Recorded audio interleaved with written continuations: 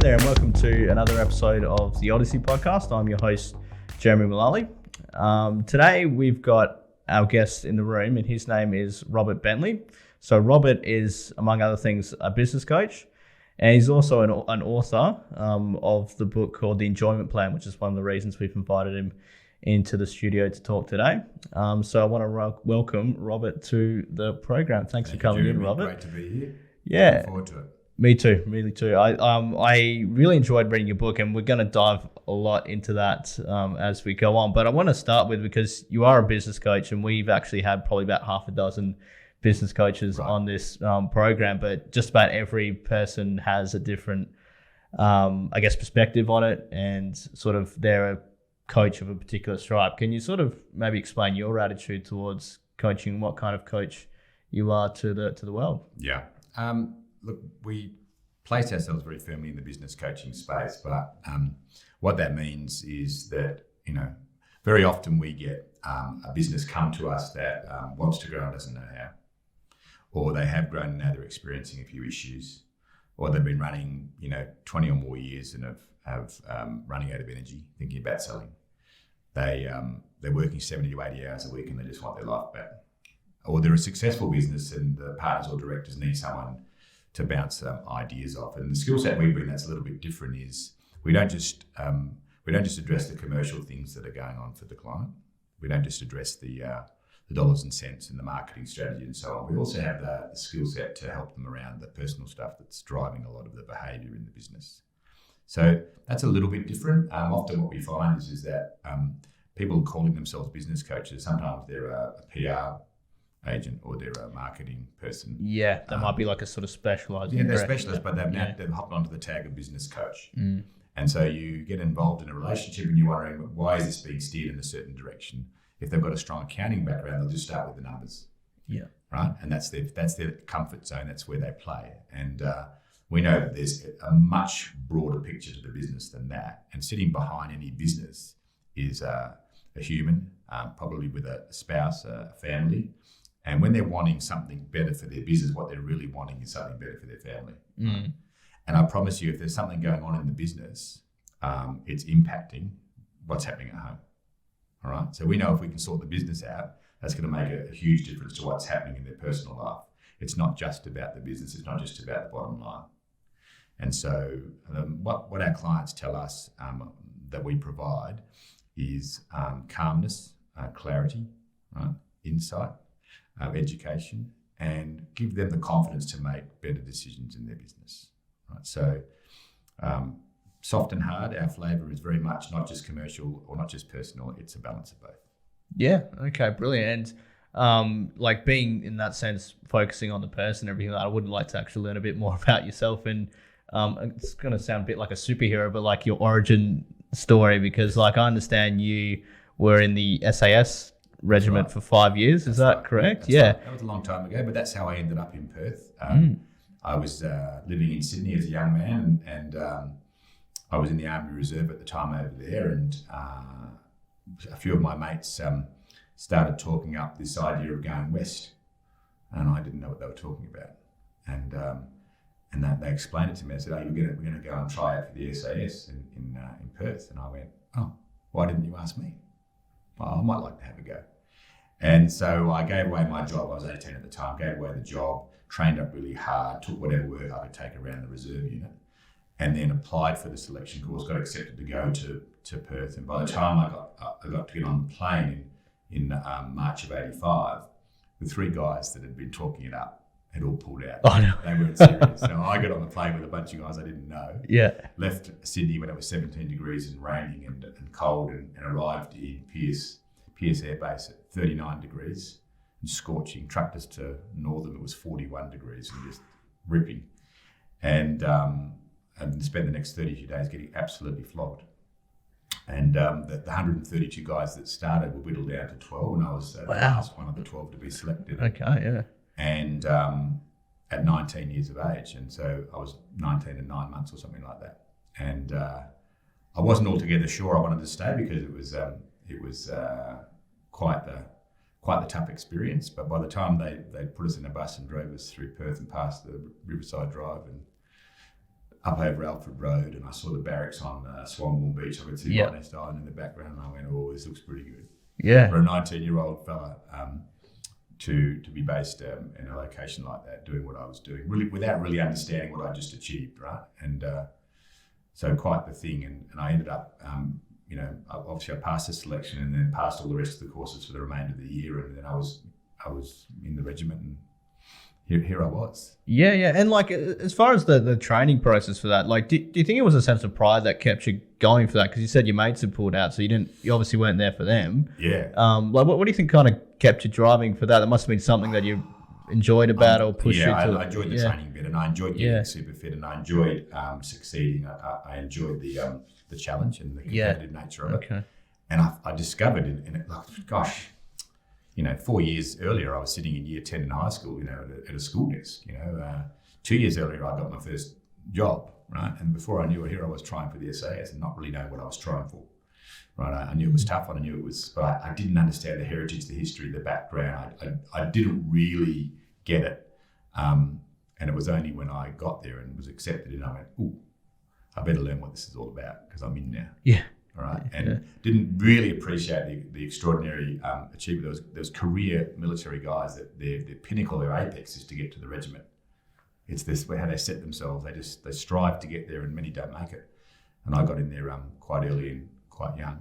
And so I enjoyed the competitive nature. I enjoyed the training. I enjoyed the challenge, and discovering what I was capable of. Because until then, I had no idea. Yeah. Okay. And besides introducing you to Perth, what other impact did it have on your life being a part of the regiment? I mean, this is 5 years of your life, so quite a big proportion of it. Yeah, it was the most extraordinary experience you can imagine. All right, the way I look at it is some kids play football at an elite level. They play, local football, AFL or whatever. They've got a sporting life and a sporting career. Well, that was my sporting life, and I got to do things, highly unusual things that many people will never ever get exposure to, and it just developed me as a person. It just unlocked my potential and my belief in myself, which was hugely important. And they were very good in the regiment of not letting you get too far ahead of yourself. Right? So if you thought you were super good, someone would let you know that perhaps you weren't quite so good. Yeah, quite a humbling so you tried to keep your ego in yeah. check, and you're doing a difficult job. There were people that were training and dying, and you were aware that it was a dangerous occupation, but it was thoroughly stimulating, challenging, and exciting, and boys' own adventure stuff. Yeah. Okay. And then so after that, you went to study something called, is it leisure and recreation? Amazing, right? Who knew? I didn't. Back in the day, I realised when I was in the army, whilst it was stimulating for me physically, and I was being challenged at that level, intellectually it wasn't that stimulating. Right. So I had this yearning to learn some more and to do more, and so I decided to hop out and went to uni. And I had a choice of. I was accepted into law at UWA, and I went across and spoke to the faculty and went, "Oh no, there's more rules." I was just in a place where they were, they were applying the rule of law, and the law fraternity sort of seemed a little bit more like that to me. And then I went across the road to the Netherlands campus of what is now ECU, and they had a leisure and recreation. That sounded amazing. Yeah, so I could kick my feet up. It sounded great. And what the principle was that we were planning for people's leisure time back in 1990. The theory was technology was going to free up people's need to work. And they're going to have all this excess leisure time, and we can't have them just wandering the streets. So we needed to program for that to make sure people had something fulfilling and worthwhile to do that was healthy. So that was the move back then. What we didn't realise is that when this freed up leisure time came, and there was less requirement for people to work, people just wanted to elevate their lifestyle and work more. So people took on bigger mortgages. They didn't know how to. No, they really just thought, let's go. We're aspirational, right? John Howard's aspirational Australians. They just wanted to succeed more, and so they took on bigger commitments, and then both spouses were out working. And And the leisure time never eventuated. All of a sudden childcare turned up and kids had to go into childcare because both parents were working. So the whole notion that people were going to have all this excess leisure time didn't really materialise. I realised that relatively, I guess, quickly, that whilst this was a fun thing to do and I really enjoyed it, and it seeded a lot of the principles in the enjoyment plan, this notion of what work is in opposition or contrast to leisure, right? And one of the principles was without work, leisure isn't leisure, it's just life. Right? Leisure exists in that contrast to work. And then one of the reasons why we love the weekend is we put in a hard week's work, right? And we go, I deserve the weekend, right? I deserve my time off. I feel so good that I've got a few days to myself. Amazing. But I know I have to go back to work. And that contrast really accentuates this leisure component. And if we're not working, if we were retired, then every day's a weekend, right? And what you figure out is that once you've read all the books, done all the gardening, travelled everywhere you want to travel, life probably doesn't have as much purpose and meaning as it did when you were contributing to society through your work and effort. And so, the leisure, the recreation and leisure science degree sort of gave me the underpinning philosophy and theory behind the leisure piece and how it sat alongside work and the importance and value of work. Right? Yeah.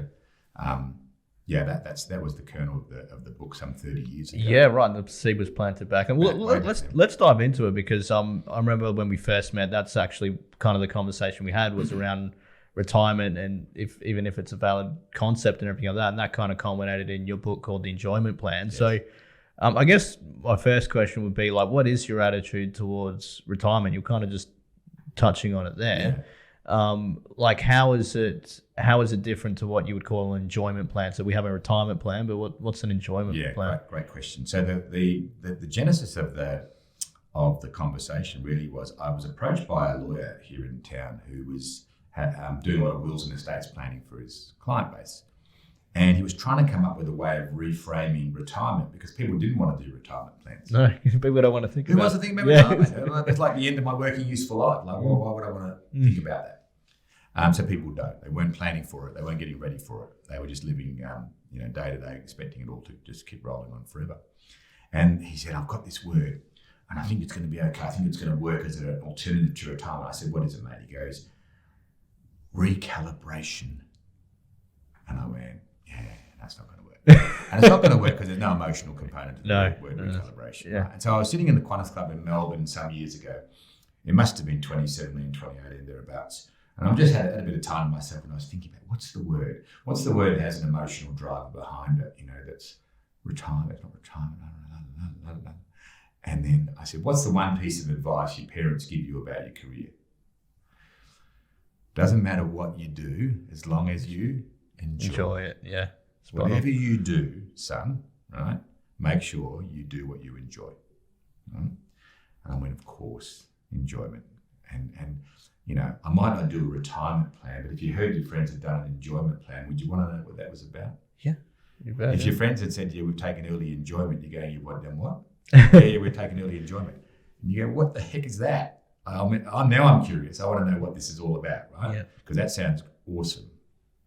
And so when I came onto the word enjoyment, I went, yeah, that's pretty good. It's good because it relates to the advice that we're always given and people always talk about.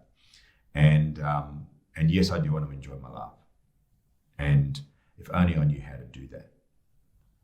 And so back to the, what's the issue around difference between a retirement plan and an enjoyment plan? They have fundamentally similar things in it, but the retirement plan is very often focused on the financial component of retirement. Sure. Have I got enough to carry on? To actually retire, yeah. And the enjoyment plan has 5 components, one of which is financial because it's fundamental, right?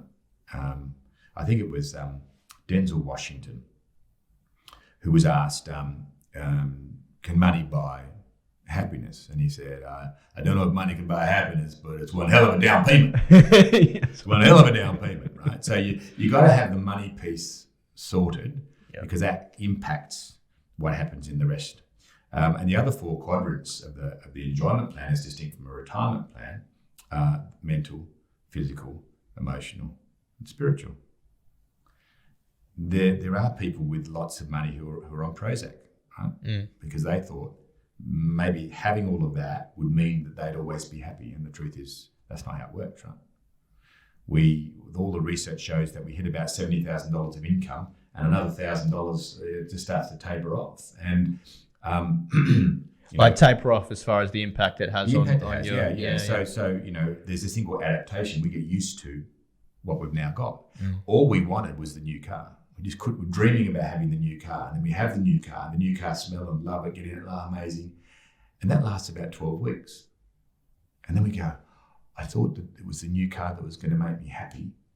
And then 12 weeks later, I'm going, just a little bit unhappy about a few things. Yeah. And that new car thing just tapered off a little bit. I'm starting to leave my coffee cup in there, and there's a bit of mess on the floor. And, I've just adapted to having the new car now. And I go, well, if it wasn't the new car that's going to make me happy, it must be something else. So then you're chasing and keep chasing the next one. Chase the next thing, chase the next thing, chase the next thing. It's called the hedonistic treadmill. I'm just chasing, looking for the happiness piece. And having more isn't necessarily the answer. If it was, every rich person would be happy. And we know they have as many counsellors and coaches as the next person. Sure, probably more. To try and understand how to be happy, right? And so 5 components, not just the financial piece.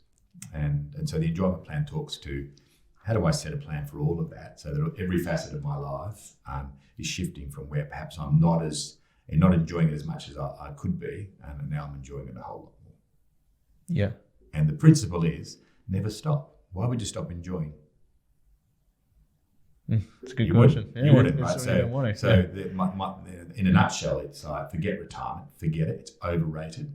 18 months after people retire, they're an Uber driver because there's no one to talk to at home. Their mates aren't available to play because they're still working, right? So they're twiddling their thumbs going, well, how do I make sense of my life now? It's Tuesday, I've got a boat. Anyone want to come boating? Oh, no, we're sorry, mate, we're at work. Or sorry, we're doing something. And you go, oh, I've got to go boating by myself. That's okay. It's better when you're playing with others, right? Yeah. So, fundamentally, the principle is never retire. Find out what you love to do. Keep doing it. Just do a little bit less of it as you age and your energy starts to taper. Don't be flogging yourself 5 days a week. Right? But stay involved, stay relevant, and never underestimate the value of what work brings to your life. Well, just on that, because I wanted to dive in a bit on work. Like, what's your, attitude towards it as far as trying to find work that is enjoyable itself? Yeah. So, I watched a very brief little clip on, might have been TikTok or Insta last week, and there was a guy saying, we have people come to our university and they're wealthy billionaires, and they're telling you the one key message in life is to, chase your passion, follow your passion and And he goes, what utter bullshit. He said, most of the guys that are telling you to chase your passion are guys that have been doing something like iron ore smelting, right? And made $1 billion. And then they're doing something. And now they're incredibly happy with themselves. Yeah. They can't believe their good fortune, how lucky they are, and life's amazing. And were they passionate about iron? Probably not, right? Probably not. So the difference between, enjoyment and happiness is that, and this relates directly to work, right? Happiness is a state, right? Am I happy? Enjoyment is an attitude. I can choose to enjoy anything I like, just as I can choose to be miserable about anything. Right? And if I make a choice, and I have choice, and I can choose my state, I can choose how I am in this moment, I can choose to find something about what I'm doing that's enjoyable, helping others, right? Teaching people, achieving a challenge, making a difference. I can choose to find enjoyment in any moment. If what you're fundamentally doing is punishing to you, and it's difficult to find the enjoyment in the role or the task, then absolutely gravitate toward where you believe you should be, right? Where you go, I really do love this. That makes it so much easier. It's not available to everybody. For some people, in some circumstances, in some situations, you have to just apply the attitude of enjoyment. But if you can be so fortunate, I feel fortunate that it took me 37 years to find business coaching, and I love my business coaching. I love helping people. My purpose is about realizing potential for myself and for others. Well, because do you feel like a part of that enjoyment piece is the, I guess, the satisfaction you get from, like, I mean, in your case, and then also other cases, we've sort of mentioning some jobs, the satisfaction of helping people and the contribution you're making to the world in a way, right? Absolutely, hugely, deeply satisfying. And rather than driving for happiness, you drive for satisfaction and enjoyment. An appreciation for what we've got. I mean, we're extraordinarily lucky here in Perth because our climate is amazing. And I don't know if you noticed the last 3 days. I mean, it's just been impeccable. You can walk around with your head up your bum and not notice any of that amazing stuff. You're so consumed in your head and what's going on there, and miss all of the amazing things that are going on, the amazing environment that we have and experience that's all around us. And so, very much the case of if you can find something that you love to do, wow, they say you never work a day in your life, you'll be working. There will be work and effort, right? There'll be light and shade, right? But applying the principles of gratitude, right, to what you do, that you get to do what you do that you pretty much like most times, right? What a joy, what a pleasure. And if you can do that, go and find it. It'll make a heck of a difference. What you'll also find is you feeling successful, and no matter what you do will contribute to your enjoyment. Right. All right. So if you happen to find yourself in a role you're not completely suited to, but you're actually good at it, you're actually effective at it, and you do get the kudos, and you do get the remuneration, and you do get the the satisfaction. Amazing. That's going to contribute to your enjoyment. We're a modern society, modern world now. Gee, it's changed so much in the last 150 years that we get to choose careers. I mean, 150 years ago, people were living on dirt floors. The average life expectancy at the turn of the 20th century was under 50, right? Yeah. Infant mortality was really high. Most people were living below the poverty line. Incredible, right? There's some excellent books that are out there that I'm happy to talk about that sort of elucidate these points. We really, life is amazing for us at the moment. The era that we're in is incredible. We have choice. We can choose careers. We can change careers. We can find what we like. Back then, there was fewer careers. You follow what your dad did. Yeah. That was almost shut up about enjoyment. Go and work. Yeah. And there was a pathway probably laid out for you. And you would follow them into the factory or follow them into nursing or whatever it was. There were fewer careers, fewer job opportunities. Now there's an amazing amount of scope for choosing a career and choosing a role, and then changing it every few years, like a lot of people seem to do. Yeah. Do you think that could be also like a contributing factor of the amount of choice can also add some confusion to what that is? Yeah, and then some distress potentially as well. Do you see that in your profession as well? I don't see it so much in the business owners that we deal with, because they've made a choice and they've chosen something. Sure. Right? Yeah. But do I see it in young people? Do I see it in people that are career hopping and going, I wish someone would just tell me what I'm supposed to do? There's so much choice. How do I know I'm choosing the right one? And then they get concerned that they're going to make the wrong choice and waste time. And then what I see also with younger people, I'm talking now early 20s, they're going, I should be a tech billionaire by 25, and why aren't I? Right. So like setting. So the FOMO and the that sort of super concerned about not having been a young successful person because they see it on Instagram, really, really challenging from a mental health point of view. You haven't done what all those people are doing that are showing you their Insta life, right? I had no idea what I wanted to do at 25, and it took me till 37 to find business coaching, which ended up being the best fit for me, my personality, and the desire to learn and to help and to teach. Right, I was 37 when I found out. So I say to people, look, you got loads of time. I couldn't find my butt with two hands and a flashlight at 25. I just fell into things that I thought I could do or would challenge myself to do it, but I had no idea or sense of career or anything like that. But yeah, there's a lot more choice now. It's hard to know whether I've made the right choice, but you can be successful at almost anything if you apply persistence and effort and hard work. Yeah. And but it doesn't come easy. It's not. Hard work is still, the best input into a successful career in life, right? Yeah, There's no shortcut to it. That's right. Yeah, and like in even in your case, right? Even if you don't know if it's the right thing for you at that time, you're still working hard at it and trying to succeed in that realm. Yeah. Whatever you're called to do it as well as you can, right? Yeah. Who was it that said, if you're called to be a street sweeper, be the best street sweeper you can possibly be. Yeah. Right? Don't drag your butt through your life, complaining about your situation. Try and be the best at whatever you're doing. And, look at us here at Saturday morning, and here we are doing a podcast, right? Yeah. Okay, because we're committed to what we do, and we want to help people. We want to share what we know, and if it makes a difference to one person, amazing. Exactly. Yeah. I want to dive a bit more into that happiness piece, because you travelled among other places, but you did travel to Finland, which has been ranked for several years now as the number one. I think they call it the happiest place in the world. Yeah.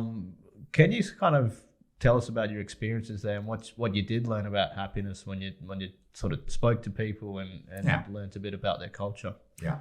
So when I was flying, I was on a round the world trip. And I was using the opportunity to catch up with clients in different cities and to, explore a little bit about what's going on in different countries around happiness, around work and so on.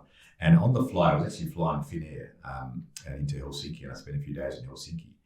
And in my conversations with the Finns, the message coming back to me was, look, it's not that we're super happy, right? But we're content.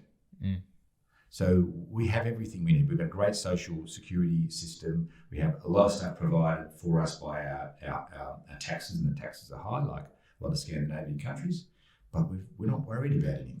We've got our needs met, and having your needs met and not having to worry contributes significantly to their sense of contentment.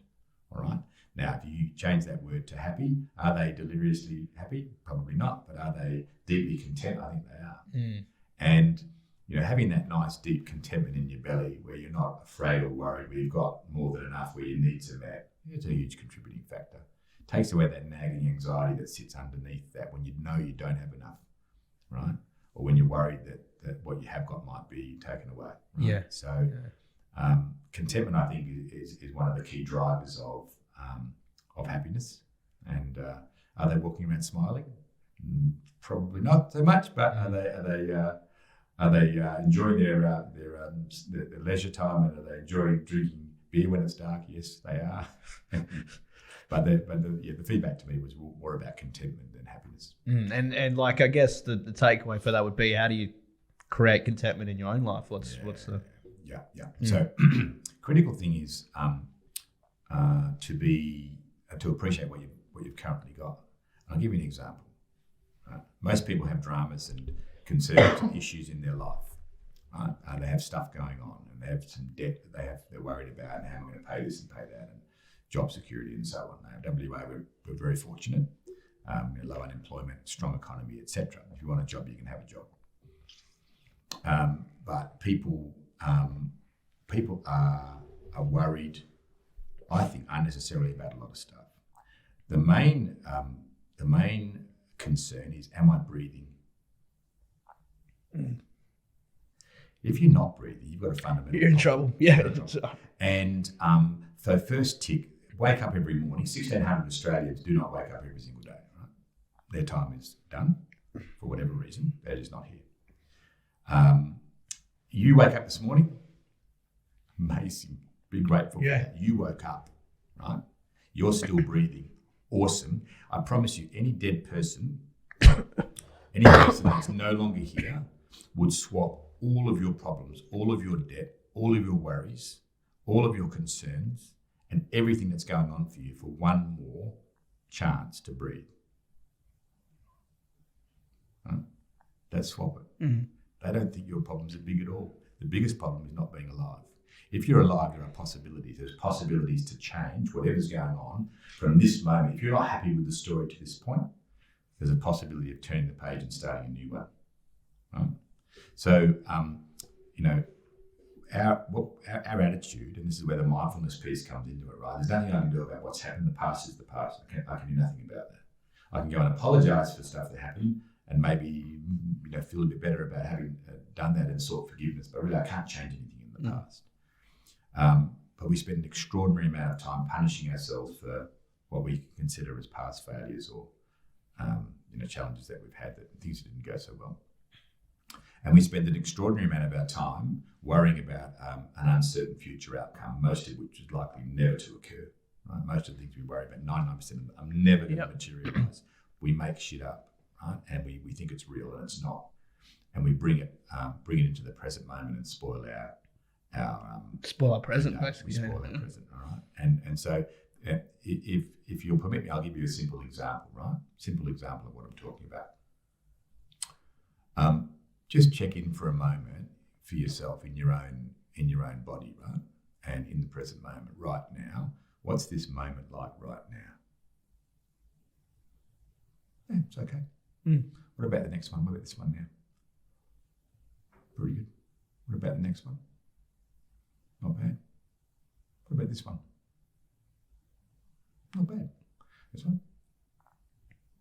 Yeah, pretty good. Now, if I stitch all those moments together, right, what have I got? Piece of time, really, yeah. A bit of time, yeah. What I've actually got, if I stitch all these moments of okay, not too bad all together, all these present moments together, that's called life. Right? Watching and staying present and being present to your experience in the present moment and just moving through life in the now, like where else can you do it? Right? It's in the now. Yeah, it keeps going. You stitch all those moments together of checking in, pretty good, yeah, pretty good. I'm stitching together a pretty good life. Yeah. Where it gets untidy or it gets unhappy or it gets disturbed is when I allow my mind to wander into the past, which it does on its own, or I drift into the future and worry about stuff that's never likely to happen. And I say, if you're going to have a delusion, if you're going to be deluded about, make stuff up in your head, right? A delusion, right? Have a good one. Yeah, it's true, right? Have a good one. If you're going to dwell on anything, dwell on a positive outcome into the future. Dwell on something you want to occur, that you're excited about, that you want to move toward. Use your present moment thinking for planning for the future or for dreaming about a positive future state. And try and bring that one into reality instead of drifting into the future and worrying about stuff that's just absolutely made up rubbish, right? And the mistake we make is thinking that it's real, right? And we spoil our present moment. Yeah, that's kind of what they mean when they say when you worry, you worry twice, because you're bringing it from the past or indeed the future into the present, and you. Why would you do that? Yeah. Why would you do it? And the reason we do it is because we don't have any awareness about our thoughts and what they're doing, and we lack the ability to pay attention. And that's obviously something you have to practice. It doesn't just happen overnight, I suppose. You've got to practice, right? Yeah. And you've got to realise that some key principles, right? People think that thoughts are things or thoughts are real, and thoughts are just thoughts, right? Most of them are complete crap. And most of them you didn't ask for. I reckon 99% of the thoughts you have you didn't ask for. Yeah. They just get thrown at you from somewhere. And the mistake we make is playing with them and dwelling on them and believing that they're us, and they're not. We've produced them. There's no doubt our mind produces thoughts. Yep. Just like our lungs produce breath, right? But are you your breath? Just air, it's come and gone. Yeah. Right? I made it. I helped it. Right? You helped the process. Yeah. My lungs, what my lungs do is they breathe. What my mind does is it thinks. Right? Thoughts are just the product of the mind. Right? Most of them are complete crap. And we get stuck with these thoughts that are really unhelpful, and we don't realise that they're not. They're just stuff. I mean, and the ability to actually observe your thoughts and to notice when you're dwelling on stuff that's completely unhelpful and you can do nothing about. That skill, that practice that you need to notice that you're doing that and then shift it back to what you were supposed to be doing, like a podcast. Yeah. Right? Yeah. In this moment, in this chair, right now, drinking my water, right? Instead of drifting into the past and regretting or drifting into the future and ruminating. Man, the present's amazing. You stitch a lot of present moments together. That's called life. And keeping that time. Yeah. And it's just amazing. And there's my life. It's amazing. Simple but effective. Yeah. Right? It does require some practice, but it's a worthwhile pursuit. Yeah, clearly. And I want to take a bit of time for reflection, Rob, because one like a common question I ask guests when they come on is a particular challenge that they've had in their life. Like, what would you say is the biggest challenge you've had, and how have you been able to overcome it? And I guess it is a matter of perspective, isn't it? Especially after what we're just speaking about now. Exactly. Yeah. And it's not what happens to you. Yeah. It's how you view what happens to you that's important. There's a principle in the book. There's my 4 not so noble truths, and truth number 1 is shit happens. Yeah. The delusion is to think that shit doesn't happen, and it does. It happens all the time, right? But it's how you view what's happening to you rather than what's actually happening. And if you view it really negatively, like it's a major challenge in my life, and I've gone, tell yourself a story about it, blah, blah, blah, blah. As opposed to acknowledging, well, that just happened. Nothing I can do about what just happened. No, all I can do is choose my attitude around what I'm going to do now, how I'm going to be right now, and not much I can do about that, right? So, key principle to understand is that there are challenges in our life. Anyone you survive, I go, awesome, no problem, right? That's really good. And survive without injury. I mean, we've got the anniversary of the Bali bombing, so there's some tragedies that occurred. There's people that have survived that, and this is traumatic for them, and they're still working through, I'm sure, the trauma of the situation that happened. Very real. And we're not flipping about this at all, right? But moment by moment, it's how you're viewing your life now, what's happened, how much you're, consumed by the past, how much you're, worried about the future, right? Very much what our existence, and how we view it exists between our ears. Right? How we view the world and what happens to us. To come to a specific example, greatest challenge, I think of the challenges that are, physically challenging and that I overcome. Them amazing. I know from a career challenge point of view, I spent a couple of years in the Philippines knowing I was in entirely the wrong place, should never have been there, in what was a hostile environment, both commercially and environmentally challenging, right? It was like going down a freeway at 100 kilometres an hour the wrong way, and every sign said, turn around, go back, turn around, go back, turn around, go back. And I had to push through and persist, because the business partner I was there with 6 months, 18 months in, 6 months to go, woke me one morning and said, I've got to leave. And I said, well, why do you have to leave? He said, I just have to get out. And I say, mate, well, we're here together. He goes, no, if I don't get out now, I'm going to jump off the balcony. Wow. Gee, yeah. It was 4 a.m. I said, how about we go for a walk around the block? Yeah. Don't jump off the balcony, please. It was quite a challenging experience, and but it was very clear to me that when you're doing something that's not right for you, right, the signs are there if you're prepared to notice them. Yeah. Right. Yeah. And as soon as I could get out, the last flight out of there was incredible. But I certainly knew that I was leaving something behind that I'd push through. I'd use that military training to hang in there when I didn't want to. Yeah. Right? Yeah. And I found that was one of the more challenging parts of my career. And as soon as I turned back to doing what I was supposed to be doing, training, teaching, educating, it was just like I turned around and the wind was behind me and I was flowing downstream, and life was getting back into the right direction, right? Other than that, I've been very fortunate. I'm sure you can hear through my attitude a little bit, I look at challenges as if you didn't die, amazing. First thing, you're still breathing, awesome. Yeah. Not in too much pain, amazing. If you managed to get through, awesome. You lost a bit of money, so what? You make it back. Only no problems, only challenges and solutions, right? Yeah. Well, it sounds like it, especially in what you do, like as far as educating people and things like that. With that kind of attitude, what's the biggest lesson you've had in your life then? Is there a moment in time that you can point to where it's either changed your trajectory? And yeah, I can see you nodding. That's great. Absolutely. Yeah. I know what it is. And it was in my experience, I was a client of a coach before I became a business coach. And so I'm in my mid-30s, and I thought the answer was to read more and to know more and to learn more about a whole range of stuff, so I was smarter, Right. I thought that was the answer. More content, right, would make me cleverer and more valuable. What my coach taught me was that context was far more powerful and far more useful and far more helpful than content. And so in our coaching, we use a bunch of contextual models that help make sense of a whole lot of content in people's life. Drama here, drama.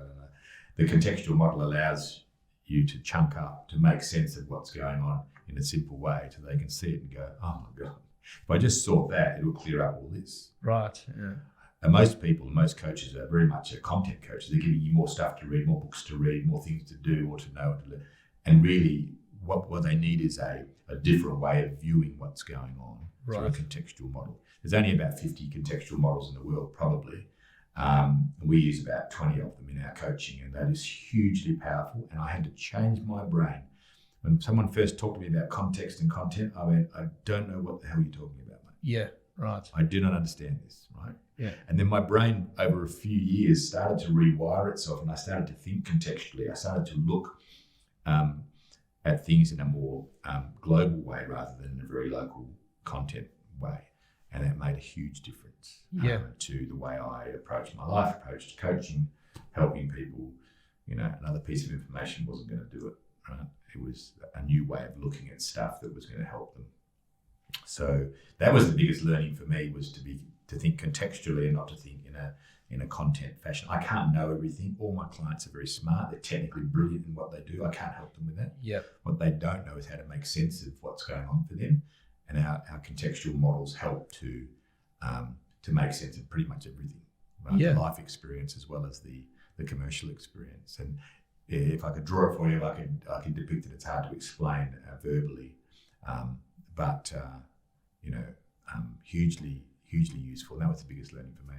Yeah, no, context over content. Well, I mean, if it's a case of drawing it maybe afterwards, I'd like to see it. That sounds super fascinating because just diving a bit into that, is that a case of, like you said, you're sort of, by contextualizing, you're, listening to what their current, view or perspective of the world is, and then drawing them into a different context. It's like showing them where their thoughts are sitting and why they're sitting in that place and why that's unhelpful to them. I mean, the most fundamental operating context for humans is this notion of scarcity and abundance, right? Yep. You either have a scarce view in the world where competition is the source of survival. I've got to win, you've got to lose. Only so much to go around. And that's how I view the world. And if I view the world from a scarcity mentality, then I'm always out to try and get a one up on the other guy, right?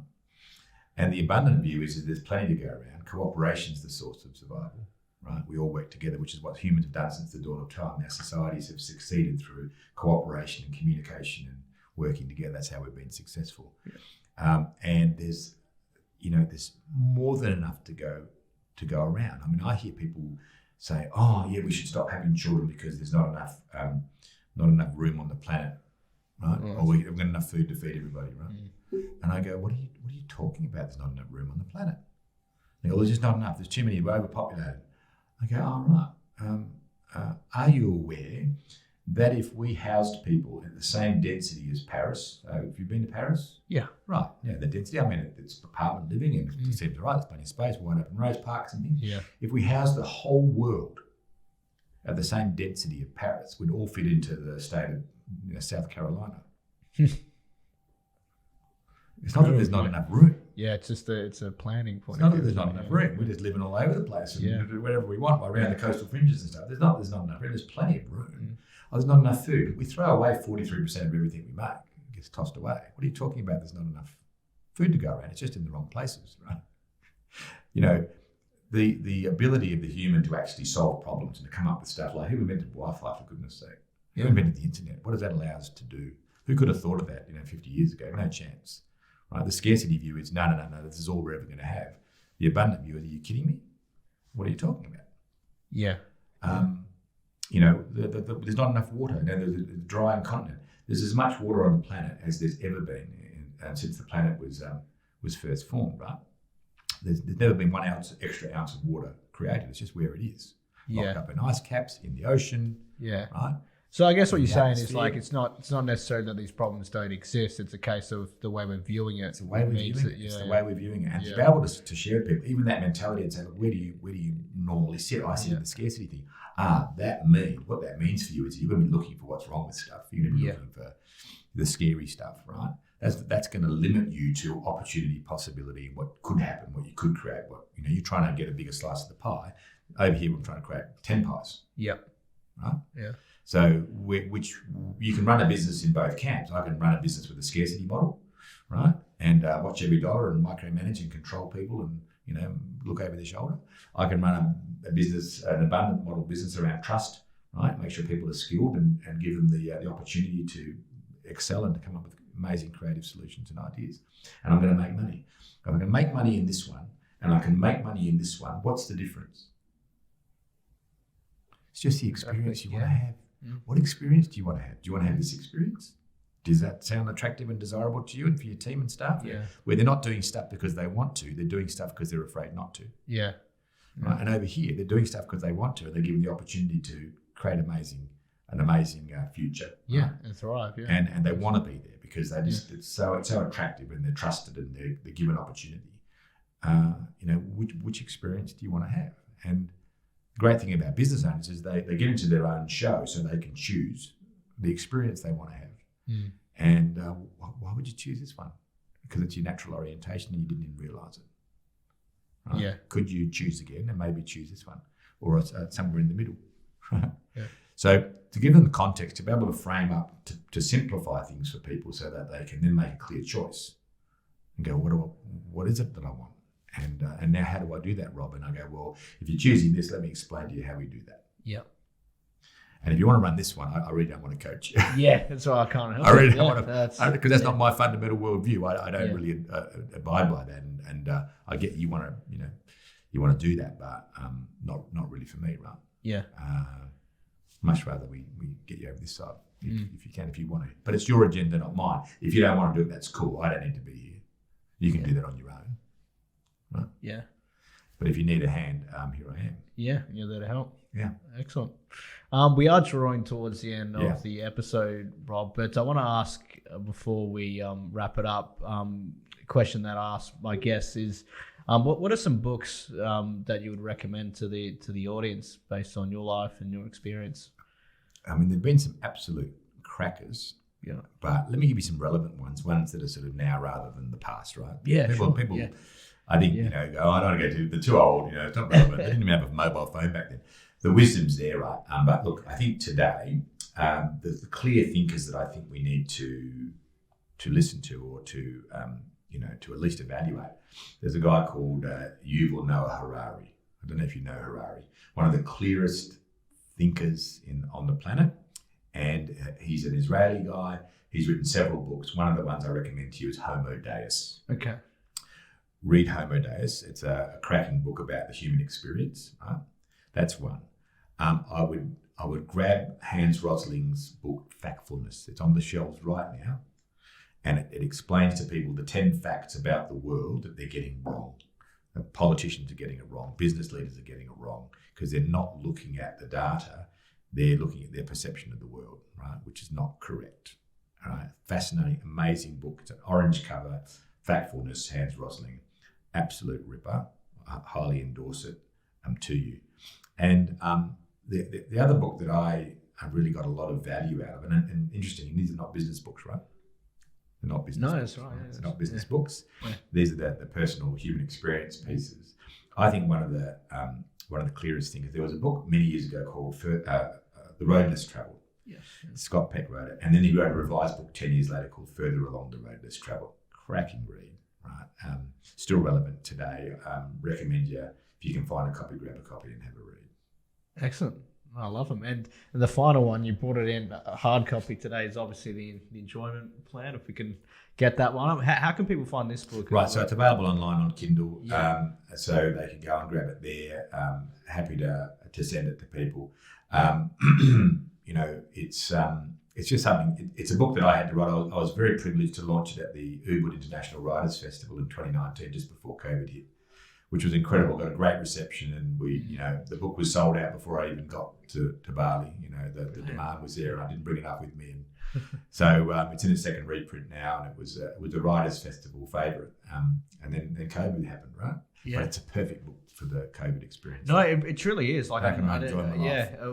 It was interesting. It seemed like it was written in that period, but it actually wasn't. It was beforehand. So, that's very good. But Rob, I really want to thank you for coming on the show. But before we wrap it up, how can people find out more about you and what you do? Right. So the best way to find me is on LinkedIn. You can also go to robertbentley.com.au. And you'll find out about the business coaching as well as the enjoyment plan and also carpool coach, which we haven't spoken about today. But I see a few videos on there of me with some of my clients. Right? So that's probably the best way. LinkedIn under my name, Robert Bentley, or the website. Yeah, excellent. And just on the carpool coach as well, like your last name is Bentley, and you drive a Bentley in the carpool coach show. So that's awesome. I recommend people watch that. It's conversations like this, which I think is really great. But I'd say this a lot because I enjoy these conversations, Rob. But I'd love to have you on again because I think we only just scratched the surface for this one. I think we've got part 2 somewhere down the track. I think so. But thanks so much for coming on, Rob. Pleasure, Jeremy. Good show.